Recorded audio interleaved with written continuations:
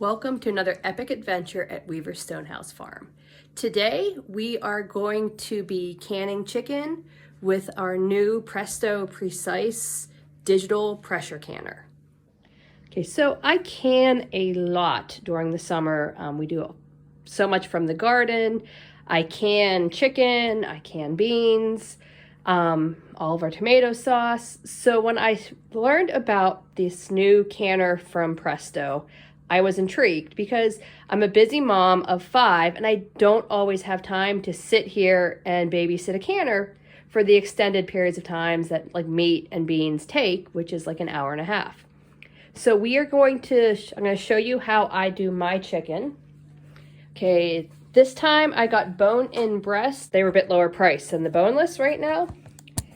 So I'm going to show you really quickly how I do this.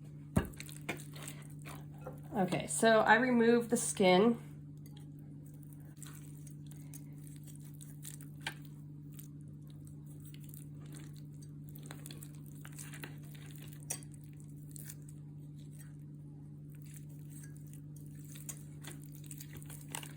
Now, I am not the quickest at this.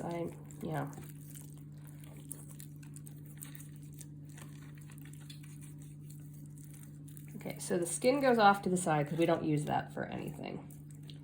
And then I slice down the middle beside the breastbone and kind of just guide, feel the bone as you're, going down.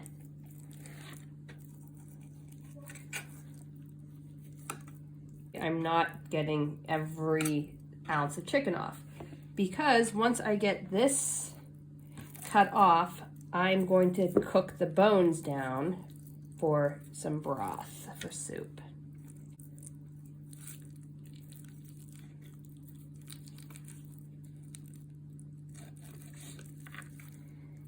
And yeah, it doesn't really matter how you do this because you're going to be chunking it up to go into your jars anyway. Now you could do big like full breast. I've seen people do like bone-in like thighs and legs. But I like using the boneless breast and chunking it up because then I have a little bit more versatility with it. I can go ahead and use this just, heat it up in the skillet, add some noodles and broccoli, or I could use it for chicken enchiladas or anything that you would use like cooked shredded chicken. Okay, so come over here with me. I've got my roaster started here. I have some onion and some garlic. I'm going to throw some celery and carrots in then. And we're going to cook that down. So we're going to keep filling our jars here. I try to remove a lot of the fat. And I just kind of chunk it up a little bit. It doesn't have to be anything precise or pretty. And into the jar. This is a good way to use up like all those little bits that you have left over because you can just throw them in there. Now, I prefer wide mouth jars because they're just much easier to pack, but the regular will work. You just kind of got to squish it around some.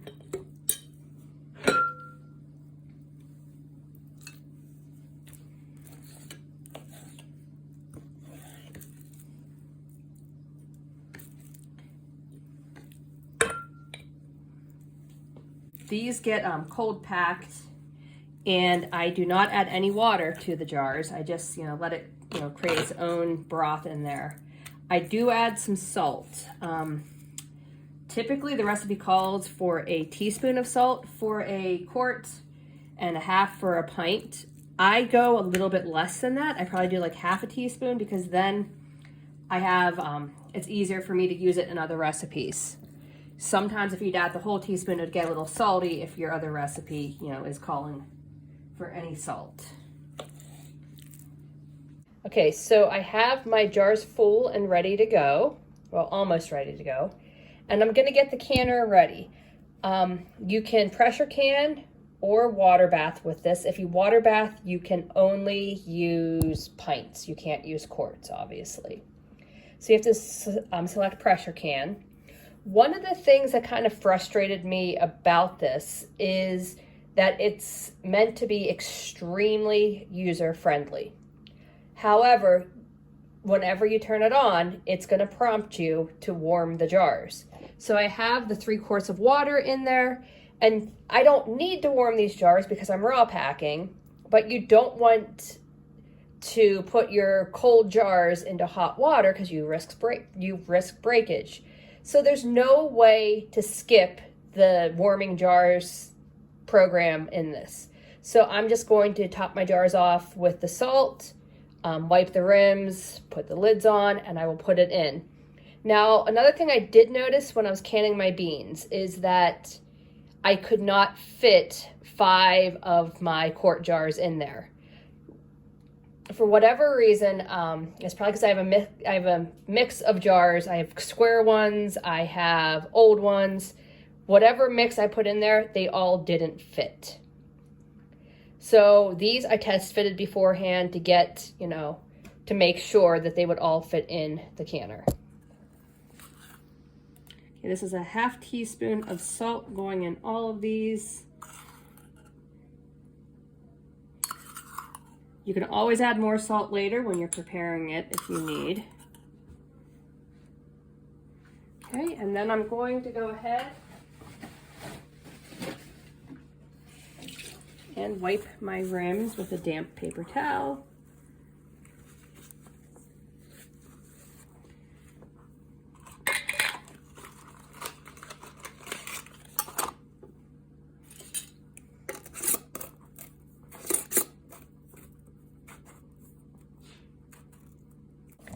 Okay, I've got my jars nestled in there. They're a little tighter than what I normally would like, but we're gonna go ahead and push the green button, and we'll set our time. Okay, meat needs to go for 90 minutes. Okay, it's prompting to insert jars, and it is on warm. This jar warm cycle takes 20 minutes, so if you were going to do something, you would start your jars in here empty while you're prepping your ingredients that you're canning. So it would also, once that 20 minutes is up, it keeps it at that temperature. So if you're not quite ready, you're good to go. Okay, so my canner just beeps that the jars are warm, and I'm getting the fill jars message. So we are gonna go ahead and lock the lid on. Well, the lid was on, I took it off to check it. Okay, so my lid is locked. This is the mechanism over here. It goes down and it turns. Now, this is just like your Instant Pot. As the pressure builds, this valve is gonna pop up. So it's also gonna prevent it from opening it while it's under pressure. Okay, so we're gonna press this button. It's gonna be on heat. So just like your pressure canner, you have to let the steam exhaust for 10 minutes. So it's gonna bring it up to pressure. And I have my fill valve is off, so it can exhaust the extra oxygen and let it steam. So whenever this beeps, I'm gonna pop my valve on, and it will start building pressure to get it up to the correct pressure to can. Okay, so our canner is beeping, and I'm being prompted to put the regulator on. So this is the regulator, it's just a press fit. And we want to make sure it is set to can. So it's set to can. It kind of floats around a little bit, but that's where it needs to be. And then we're going to press the button, and it is heating up. So it won't start counting down, obviously, until it reaches the correct pressure. Now, the really nice thing about this, if you are high altitude and you need to adjust your processing pressure, it does it automatically. Okay, so we are back, and my canning cycle is done. From the time, I'm gonna put it to vent. I'm going to pop my valve open, unlock it, and pull my lid off. Okay, so let me pull these guys out.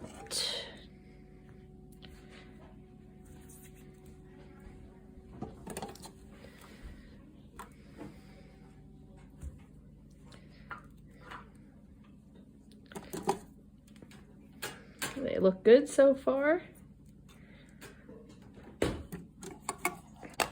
And there they are. So we're gonna let them cool and see if they've sealed or not. And I'll come back and tell you some of my thoughts on the pressure canner and the process. Okay, so overall, I love my Presto Precise pressure canner. It does have a lot of great features that I think I'm gonna get a lot of use out of. But there are some things that were a little bit annoying. I'm not new to pressure canning. We can a lot. And I have my Presto 1075 pretty much dialed in perfectly for my stove. So I know where it needs to be set. I know how it's gonna act. One thing I did not like about this digital pressure canner was that you can't skip forward in the programming. So when you turn it on, it's gonna prompt you, you know, pressure cook or water bath. And then it's gonna prompt you to heat your jars. Now, a lot of things that I do are cold packed, so that took an extra 20 minutes, you know, to put my jars in. I filled my jars first, then put them in and let them preheat. So that's nothing. That's something small. This is a small annoyance. I did have a little bit of trouble with the seal. I took the sealing O-ring out to clean it, and I did not have it seated properly. It looked like it was in, but I had problems with that. It would not come up to pressure and would not seal. So that was an issue. That was a user error, and I probably won't make that mistake again. One thing that did frustrate me a little bit is the time it takes. Now, granted, this isn't time that I have to sit there and watch it the whole time, which is awesome because I don't have time to sit there in the kitchen for 2 hours to pressure can something. From the start of the cycle to the end of the cycle, it was just shy of 3 hours, and that was with a 90-minute canning time. So that was a little bit annoying because that cool down cycle can be close to an hour, up to an hour and a half even, it says. So that's going to take some time, rather than just, you know, pulling your canner off of the heat, waiting until, you know, the pressure valve drops down and opening it. You know, that's a little bit quicker than waiting for that hour to hour and a half. So that's a minor annoyance. I definitely am going to keep using it. I think it's going to be great for like small batches and like everyday things that I don't have to can like on a schedule. Like, you know, when green beans are ready, I have to can my green beans. When I have tomato stuff ready, I have to can that. So those I'm going to be using probably both of this canner and my regular pressure canner, just to get more done quickly as I'm in the kitchen. But I think it's going to be great for things like beans and meat, and like, because we do a lot of canned chicken. Like things like that, I think it's going to be awesome for. And I am happy to have it. You know, I think it's great because I don't always have all that time to sit there and babysit a canner. So if you're thinking about getting one, I'd say, yeah, definitely. I don't think it's going to completely replace, you know, my stovetop canner, but I think it's a good alternative. Thanks.